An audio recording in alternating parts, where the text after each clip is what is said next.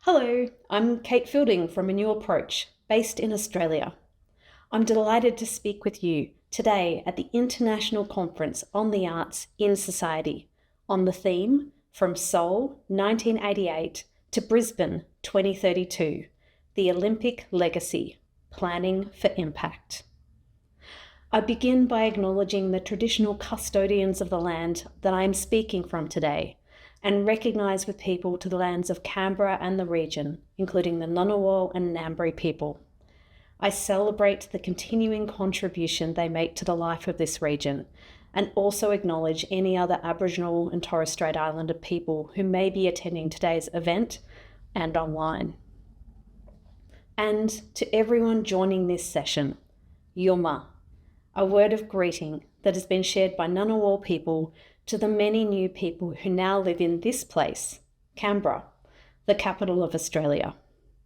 Here in Canberra today, the leaves are turning orange as winter approaches, and there are new bird songs in the air as the enormous green king parrots and the handsome currawongs and the grey gangangs with their magnificent red crest all come down from the snow-covered mountains to find warmer weather here.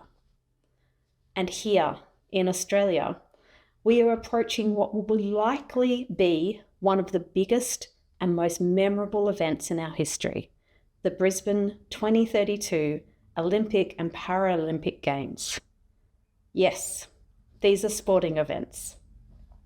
But Olympic and Paralympic Games are cultural events too, and the cultural impacts of these games on the society and economy of a nation can be fleeting or enduring. The thing that defines whether this is a temporary change or a profound shift is planning. Planning for impact is critical. And so we have been looking at what Australia can learn from other events. Today, I'm going to talk with you about what our current understanding of the cultural impacts of Seoul 1988 is, and our observations on how South Korea planned for those impacts. We know that we have much to learn from Seoul 1988, and we also hope that our observations are useful to South Korea today as the nation prepares their bid for the 2036 Games. And secondly, I'll discuss why we think Brisbane 2032 is key to Australia achieving its ambition to become a cultural powerhouse. For those of you who aren't familiar with our work at A New Approach, or ANA, we are Australia's national arts and culture think tank. As a think tank, ANA bridges the gap between knowledge and policy. This includes cultural policy and other social and economic policy areas impacted by arts, culture, and creativity. Culture and creativity are crucial for a more vibrant, equitable, and prosperous future. They shape our nation's identities, they foster belonging and well-being, they promote social cohesion, and drive economic activity. ANA's work is all about improving public policy settings, public and private investment environments, and industry knowledge to improve Australia's cultural opportunities. And because we look both globally and locally to understand how Australia can do this, our insights are relevant both in Australia and outside too.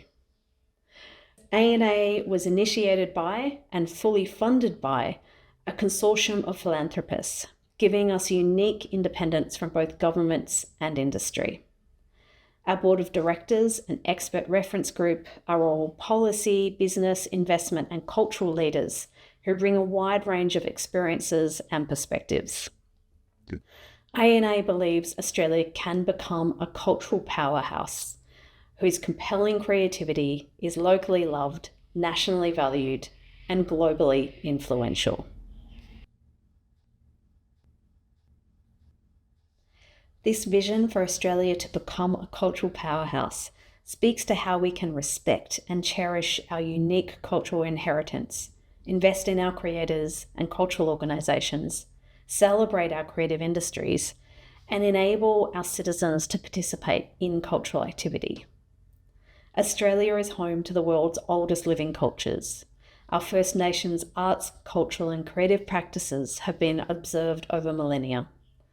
These practices are globally unique, have grown over time, and have endured despite profound disruption. Australia is also home to a public who are very culturally engaged. According to the Australian Bureau of Statistics, 82% of Australians reported attending cultural events and venues. To put that 82% in context, in the EU it was 64%. So Australia, in this measure, is a very culturally active society. Why are so many Australians so keen on culture? To answer this, ANA asked everyday Australians in a nationwide study. We brought together people who were aged 18 to 75 years of age, from low to middle income households, who are living in outer suburban and regional areas of Australia. They told us that arts and culture is essential to being human, that arts and culture is broad, inclusive, and for everyone, that it fosters imagination, expression, and innovation, and that arts and culture are building blocks of healthy communities and thriving places. We know from our research with these Australians that we have a responsibility to strategically plan and nurture our creative future. The Olympic and Paralympic Games are a key opportunity to do just this. In thinking about Australia's pathway to becoming a cultural powerhouse, I want to explore with you our current perspective on the case study of the Olympic and Paralympic Games in Seoul in 1988. Seoul 1988 marked the beginning of a new era for South Korea. These games showed both South Koreans and a global audience that South Korea was ready to open up to the world and to develop deeper cultural links. The Games sparked national conversations about identity and led to South Korea joining the OECD, enabling the Korean Wave to begin in the 1990s. What followed Seoul 1988 was a decade of reinvigoration for South Korean cultural relations and cultural policy. We can see this in Australia's relations with South Korea. By the year after the Games, Australia and South Korea had hosted head of government visits. The creation of the Australia-Korea Forum followed, which led to the establishment of the Australia-Korea Foundation in 1992. As one researcher describes, the 1988 Olympic Games brought a paradigm shift to cultural policymakers who were asked to design new approaches to culture with a blank slate. This approach to policy making began in 1988 with the Roh Tae-woo government's 10-year master plan for cultural development, with the catchphrase, "Culture for all the people." It continued with the Kim Young-sum government's focus on the globalization of Korean culture, leveraging the global exposure from Seoul 1988.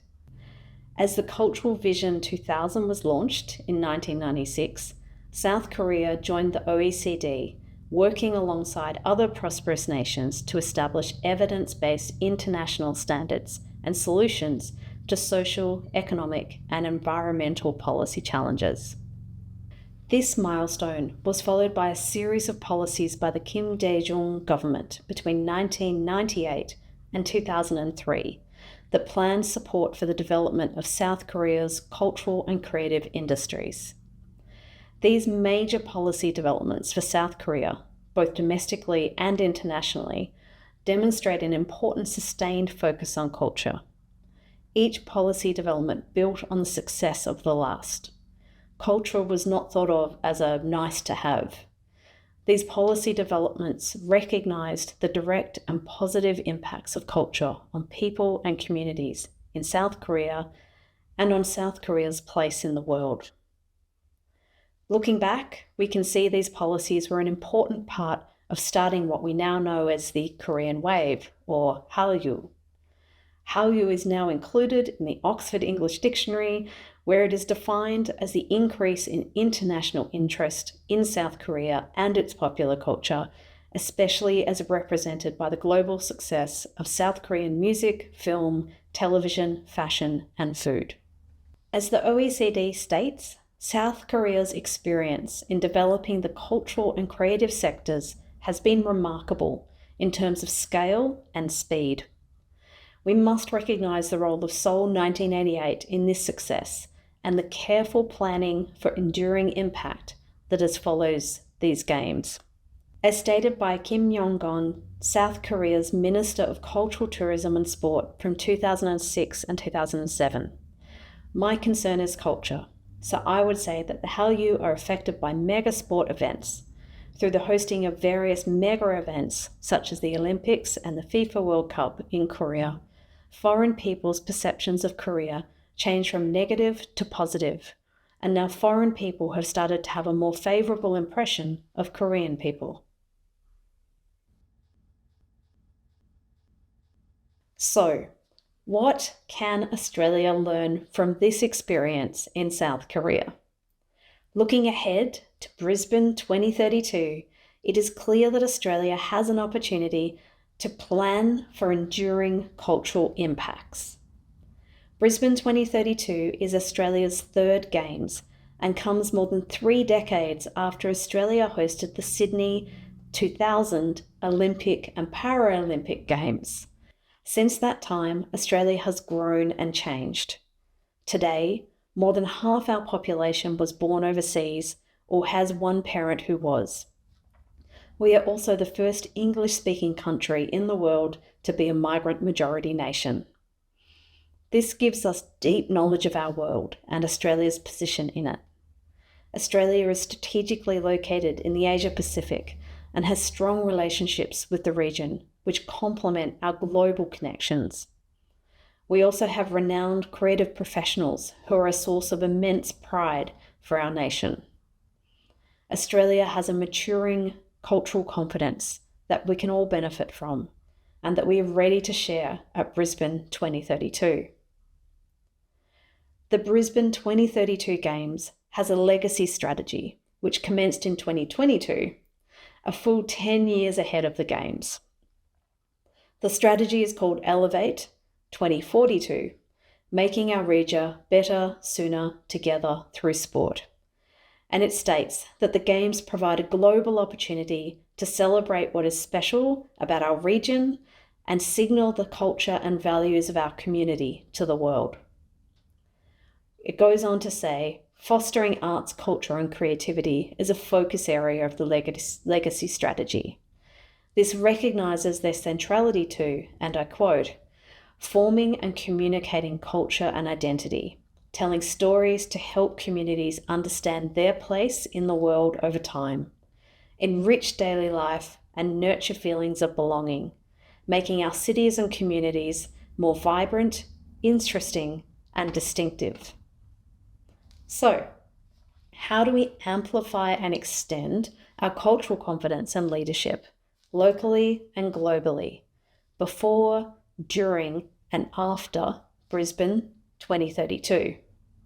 How do we build the capacity, the capability and the resilience of Australia's cultural and creative industries, which we know are directly linked to the success of the Games?